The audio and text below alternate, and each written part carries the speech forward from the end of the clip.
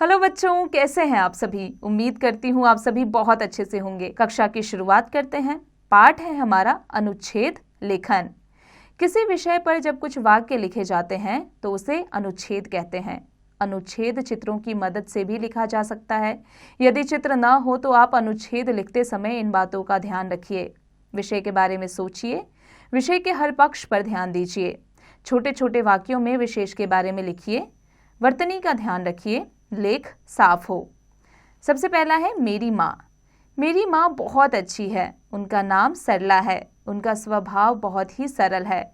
माँ का रंग गेहुआ है। उनके बाल काले और लंबे हैं। उनका कद ऊंचा है। वह सुबह शाम पूजा करती हैं। माँ दादी जी की सेवा करती हैं। वह सबसे मीठी मीठी बातें करती हैं। माँ मुझे बहुत प्यार करती हैं। वह मुझे बढ़िया स्वादिष्ट भोजन खिलाती हैं। मेरी माँ तन से भी सुंदर है और मन से भी। मैं बड़ी होकर माँ जैसी बनना चाहती हूँ। मेरी गुड़िया। मेरे पास एक गुड़िया है। मैंने इसका नाम डॉली रखा है। मेरी नानी जी ने इसे मेरे लिए खरीदा था।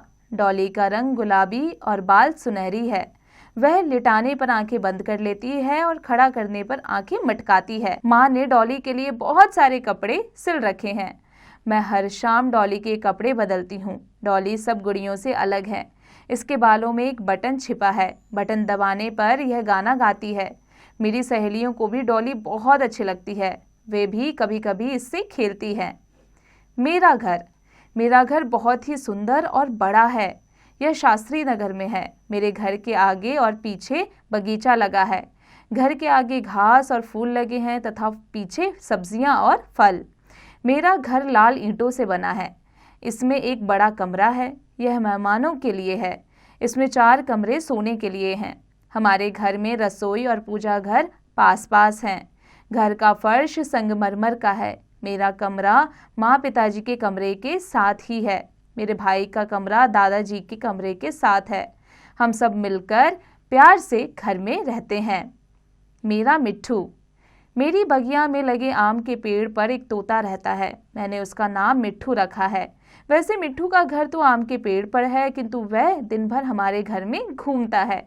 मिट्ठू की चोंच लाल है। उसकी गर्दन पर लाल पीली धारियां हैं। उसका पूरा शरीर हरा है। वह बगीचे में लगे फल खाता है। जब भी मैं खाना खाता हूँ मिट्ठू मेज पर आ बैठता है। मैं उसे भी रोटी, सलाद, हरी मिर्च या फल का टुकड़ा दे देता हूँ। मिट्ठू बड़े आराम से खाकर इधर उधर उड़ने लगता है। वह बड़ी मीठी आवाज में मेरा नाम पुकारता है, अमन अमन। बारिश का दिन। गर्मी की छुट्टियां चल रही थी। एक दिन शाम को काले काले बादल आ गए। मैं और मेरी बहन छत पर चले गए। वहां ठंडी ठंडी हवा चल रही थी। आसमान में बादल उड़े जा रहे थे। पक्षी इधर उधर उड़ रहे थे। तभी आकाश में बिजली चमकी और नन्ही नन्ही बूंदें गिरने लगी। हम दोनों इधर उधर भागने लगे। तभी माँ ने हमें पुकारा। हम झटपट नीचे आ गए और घर की खिड़की पर बैठकर बारिश देखने लगे। माँ ने हमें कागज की नाव बनाकर दी। जब बारिश रुकी तो हमने पानी में नाव चलाई। वर्षा का वह दिन सचमुच बहुत सुहाना था। शाम को पिताजी भी घर आ गए। तब माँ ने गर्मा गर्म पकौड़े बनाए। हम सब ने मिलकर बारिश और पकौड़ों का आनंद लिया। बच्चों, अब आ जाते हैं इसके अभ्यास कार्य पर। बच्चों, मैं उम्मीद करती हूँ कि आज की कक्षा में हमने जो भी पढ़ा आपको अच्छे से समझ में आ गया होगा। अब इसका अभ्यास कार्य आप स्वयं कीजिएगा।